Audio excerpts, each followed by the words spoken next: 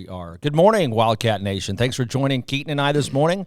We appreciate you tuning in on this beautiful Friday morning. The sun is out, and you may notice all this really cool, snappy equipment we've got going on here in K-ROG. K-ROG, we're up in our game around here, so if you want to be a part of that, we would love to have you. We're looking for help in front of the camera, behind the camera, and out in the community. And so anything you'd like to do to help us with K-ROG, be a part of the team, we would love to have you. Isn't that right, Keaton? Yeah, and happy Hanukkah. And I'm telling you, I think we're closer to Rosh Hashanah. Actually, it may be the Purim. I don't know why people give me a weird look when I say happy Hanukkah. Well, because it's not Hanukkah season. I think that's it.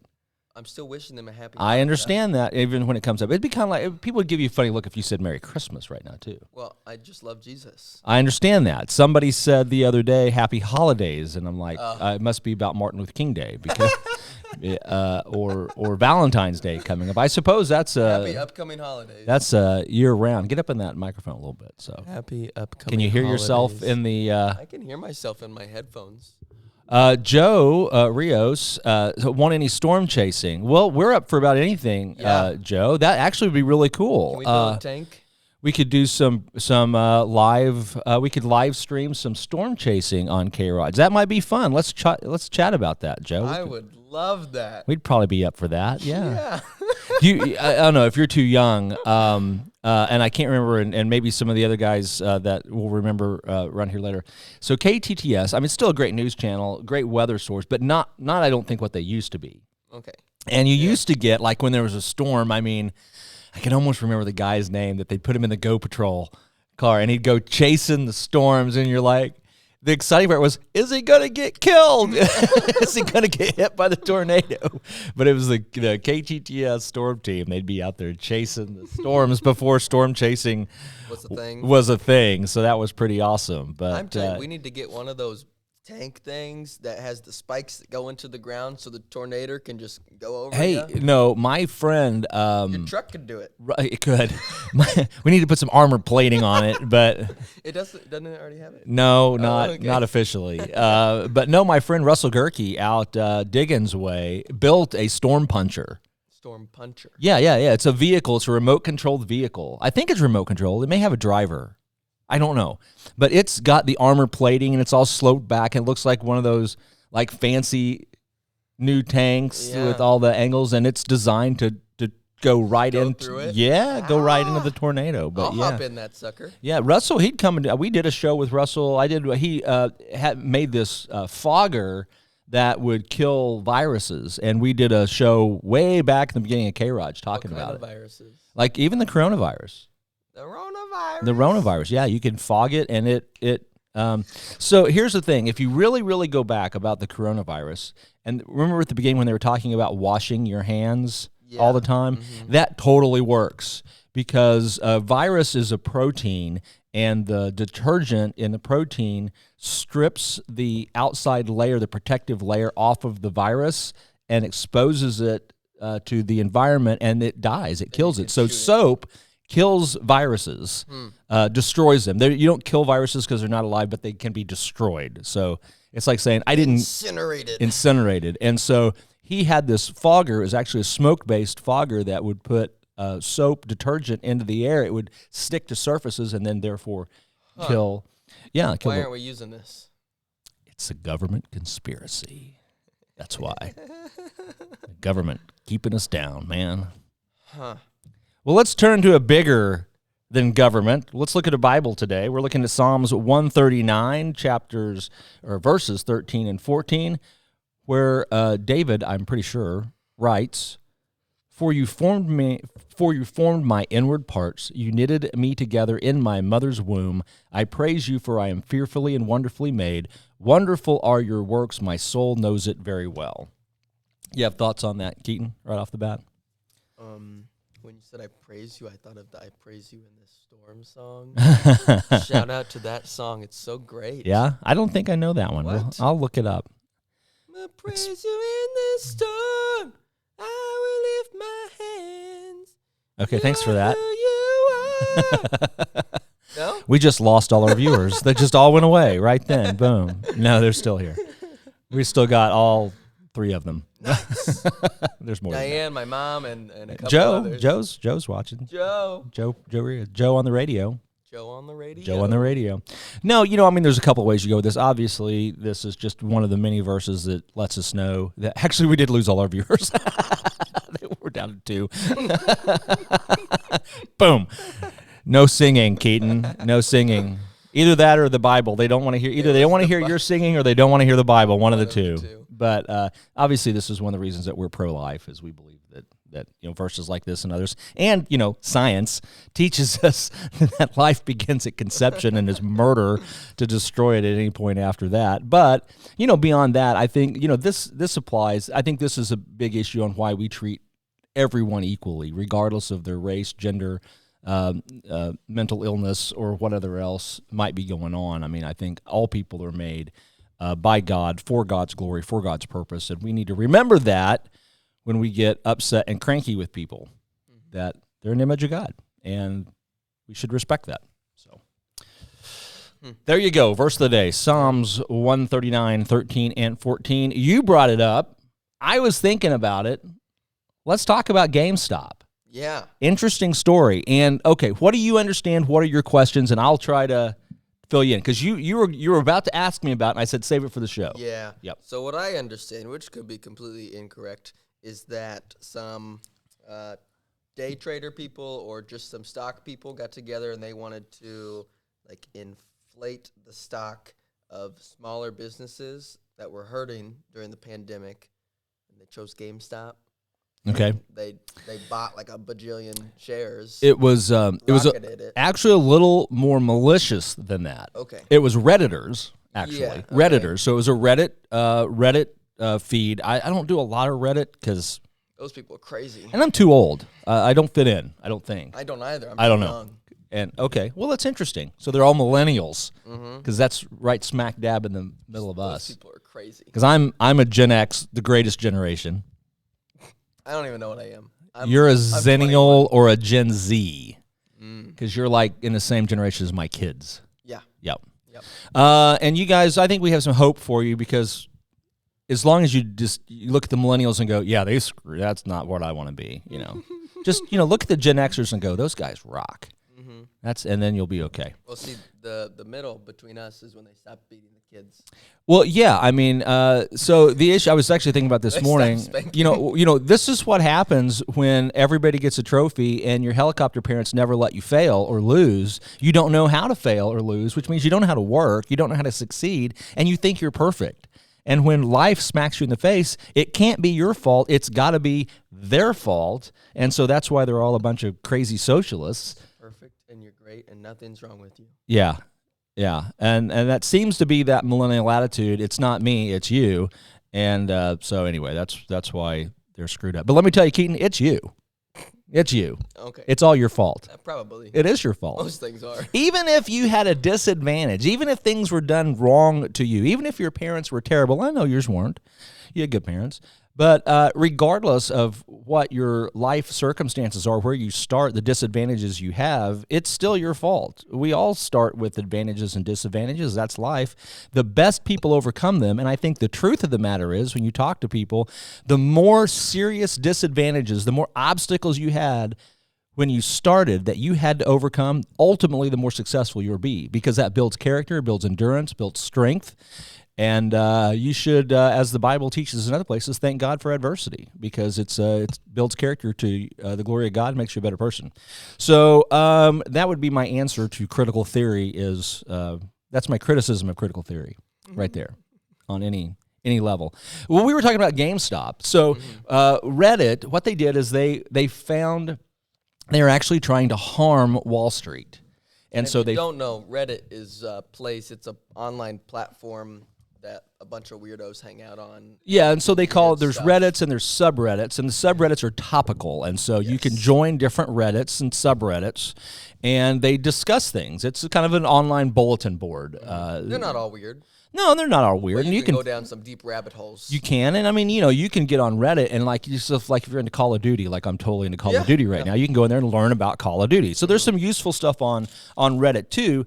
But what this one was all about was about the stock market. And they said, hey, there's this hedge fund, these hedge funds. And what they learned about hedge funds is they're sort of the contrarians of the stock market world. And so they had short sold a bunch of GameStop stock. Now, what short selling is, it means I don't own it, but I think it's way overpriced and it's going to go down. So I'm going to sell a bunch of stock that I don't own that I know I'm going to have to buy back later.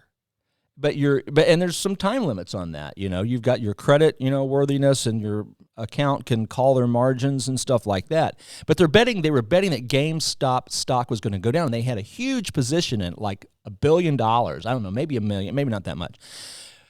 The problem with a short position is your potential loss is unlimited. Because like if you buy the stock at $1 and it goes to 1,000, you've got a huge loss because you have to buy. Like if you sold 100 shares at $1, you got $100, but now you've got to buy back 100 shares at 1,000. That's $100,000. You just lost $99,990 dollars. Yeah. And so your potential loss when you short sell a stock is effectively unlimited because it can go forever. Whereas if like you buy a stock for $1, the most you can lose is $1 because it can't go less than zero. Yeah. Right? So short sales, people can make a ton of money on them, but they're basically betting against the stock. And that's what this hedge fund did. Yeah, they bet against GameStop. Well, these people on Reddit saw that they had a huge position in GameStop and they said, wouldn't it be funny if we drove the stock price up? Wouldn't it be funny? And they did. And they drove it up dramatically. This hedge fund lost $1.3 billion and went bankrupt and had to go bankrupt over it. And so they used Robinhood, the Robinhood app, to do that because it's really easy to set up a Robinhood account. I set up one for Luke the other day, not knowing about any of this. He's investing in Tesla, which I think is pretty smart right now. But, he's just putting in like $10 a week. He buys $10 a week of Tesla stock out of his paycheck. And I think it's great. He's 20 years old. He's going to be a millionaire if he keeps doing that. Unless Elon Musk crashes and falls. But, I don't think that's going to happen anytime soon. But so that's what happened with the GameStop stock. Now the real kind of bugaboo in the room right now is there's word that the White House put pressure on Robinhood to halt trading of GameStop in order to save these hedge funds, which Robinhood did. They stopped that to protect. Now, why would they want to save the hedge funds? Well, I mean, it's political. I mean, obviously those people are connected. And, you get all... It's not like for the greater good. It's never for the greater good. Let's be real about it. The only thing for the greater good is let the market do what markets do. The only reason these people could manipulate it the way they did is because of all the controls on the market already. I don't know. I'm a deregulator. I'm a Reagan conservative, and so I'm opposed to all that stuff anyway. But anywho, that's it's funny to hear about all of this because GameStop is just the place where I buy my video games. I know. Ever. I know, right? Yeah. My Xbox, PlayStation there, so it's just like my place. I mean, before the kids could drive, they're like, "Can you take us to GameStop? They're giving away a Pokemon today." So we go get Pokemon at GameStop. But yeah, so drama. And I mean, the reason everybody's betting against GameStop is because in a traditional model, it made sense that brick and mortar stores like that are going away. Because, I mean, if you want a game on your PlayStation, you go to the PlayStation store and you click download and you buy it. And that's it. And so we understand. Weird. I like the disc. So I say that, but it's so easy. Just click on the game when it's on my Xbox, but I continue to buy the discs. Well, so there's the advantage of buying the discs is you don't have that 2-day download. Yep. Yeah, I know. But the advantage, can you copy the data from the disk to your hard drive? Do you know? Oh, yeah. Okay. I mean, I don't know if you can copy it. Well, because I can put it. See, here's what, so that you don't have to put the disc in to play the game? Probably not. See, if you own the disc, it knows that you own it, and it makes you put the disc in. Yeah, see, that's I don't like getting out of my chair to go change the disc, and so I'm like, well, I'd play Skyrim, but the Destiny 2 disc is in, so I guess I'll play Destiny 2. Or Call of Duty, I downloaded, so it's always good to go. There. So we're always good to go on Call of Duty. So we've been talking a little bit, and if somebody wants to comment on this and let us know, we've got our presidential pool going on here on the Wildcat in the Morning show. You pick the date and the method that Joe Biden his presidency will end. I have February 21st stroke. I'm standing by that right now. What do you have, Keaton? I don't remember what I have. You don't remember what you, but there's you said impeachment this morning. I said they'll never impeach him because that's not. I don't think that's right. But here's the theory that I did hear about that is that so Trump runs for. What is he doing? I saw that he had an office in Florida. Well, blah, okay, blah, so there's some things I see headlines. stuff. I sort of blow past them and don't read them. So what I saw was, which I think is funny, if nothing else, and he may have done it just to be funny, because, Joe Biden created this fake office of the president-elect, which is just a facade. It doesn't exist, and he did that for a while. So Trump allegedly created the office of the former president. And if nothing else, it's just like, see, Joe, I can make up offices too, right? The seal looks really official. Yeah, but so I didn't look at that. So is that real? Do you know? Did he really do that? That's what it said. It said it was for like speaking engagements, public affairs, and political something. Okay, so it actually exists, but it's hilarious. It said that other presidents had done that, but I have never seen like an official seal from the desk of former president. Yeah, Bush, I don't know either, but I think they're just signing stuff. It's entertaining at any rate. So I don't know what his plans are there. But one theory out there was that he could run for House of Representatives out of Florida, get elected in a red wave in 2022, which is likely. It's likely that the House and the Senate will go back Republican then, and then be elected Speaker of the House. Oh, God. The new Republican-controlled House and Senate will impeach and remove from office both Biden and Harris, which makes Donald Trump the 47th president of the United States. So that's a theory that's been floating out there. I think it's entertaining, if nothing else. Wouldn't that be President Biden's worst nightmare? Well, I don't. I think he's dreaming about unicorns and lollipops these days, all day long. But that would be such a large topic in history books. It'd be hilarious. I mean, you've got to find the entertainment in politics. And when I think your perspective is right, when you know that everybody that purports to be a ruler on this earth is just play acting because Satan is the ruler of the earth, but Jesus is Lord over all, and so pick your kingdom there. Everything else is a subject power to one of those two. It's just funny. Yeah. It's just funny, and that's all it is. And so keep your perspective right. Keep your hope in line. Keaton, you got anything else you want to talk about today? No, Keaton's done. I thought it was interesting, though, how most presidents, when they leave office, they go on vacation. Yeah. He's like, I'm going to go set up base down there in Florida. I'm setting up base camp. Hunker down with the Florida guys. They love me. Well, his home down there, Mar-a-Lago. Yeah. It's down there, so he's got a spot down there. All right, we'll be back. K-ROG will be back this weekend. I think we got some games tonight. I think we've got the Chain Gang Show Sunday night, Dollars and Cents Monday, K-ROG in the morning, Tuesday morning, and everything that goes on, all that. All your awesome news and weather, everything Rogersville focused right here on K-ROG. Be sure to like and subscribe. Visit our sponsors, the Resource Center for all your insurance and financial planning needs at 882-1800. Sportsland pickup covers. Man, I love my Sportsland stuff. Come on. I know you want to mock me, but I really do. No, I know you love it. It's fantastic. I've got the bed cover. I've got the swing cases. It really helped my truck out. So just go out there and visit them. They got more than that, too. They got lights, and they can do... I've got a light bar. Yeah, they've got everything out there at Sportsland. That's really cool. Everything to deck out your Jeep or truck or whatever. It's a great place to go check out and see some stuff going out there. Lots of great sponsors, all here in K-ROG. Yes, Keaton. We need to view that storm chaser dude in Fordland's vehicle and do a video on that. All right, Russell, if you're watching, I'll text you later, but we want to see your storm chasing vehicle out there. And Joe, yeah, I'm serious.